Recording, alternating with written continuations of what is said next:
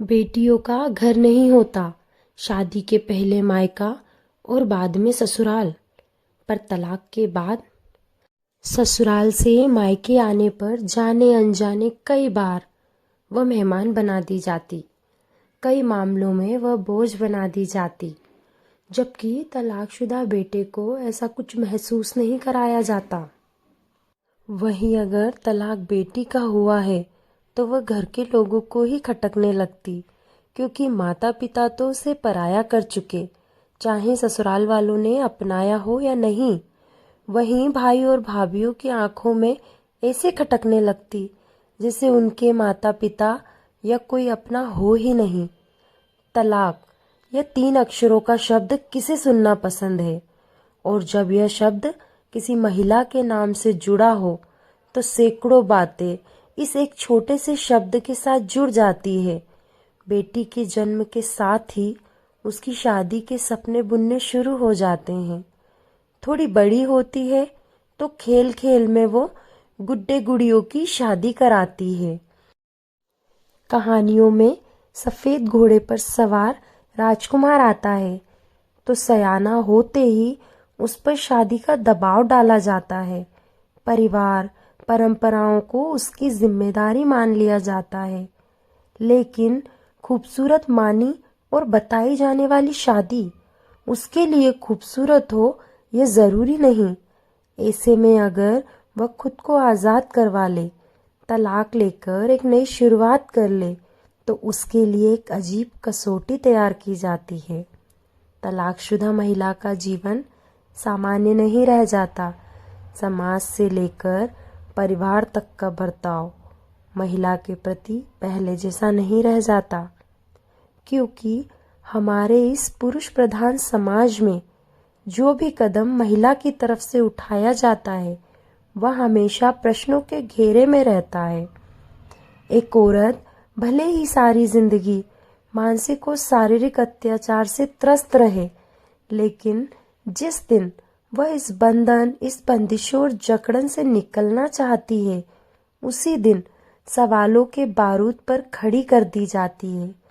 इस फैसले को लेना उसके लिए आसान नहीं, बल्कि इतना बोझिल बना दिया जाता है जैसे कि उसने कोई बहुत बड़ा गुनाह कर दिया हो। क्या अपने बेमाने इन बंधनों को तोड़कर अपनी आज़ादी की चाह गुनाह है? यही चाह अगर पुरुष करे तो वह ऐसा फैसला लेने के लिए आज़ाद है। आखिर क्यों? क्योंकि तलाक तो सिर्फ एक स्त्री का होता है।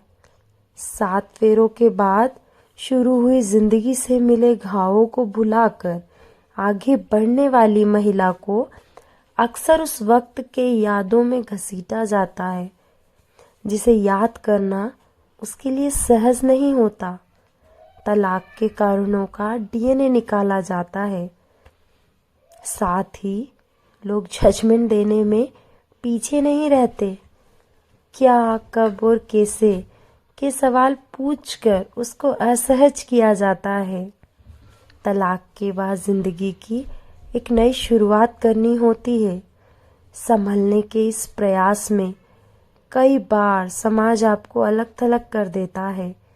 जैसे किराए पर मकान इस बात पर नहीं मिल पाता कि तलाकशुदा है, रोजगार मिलने में भी परेशानी होती है। भूल से मिल जाए तो कई बार कितनी बातों का सामना करना पड़ता है।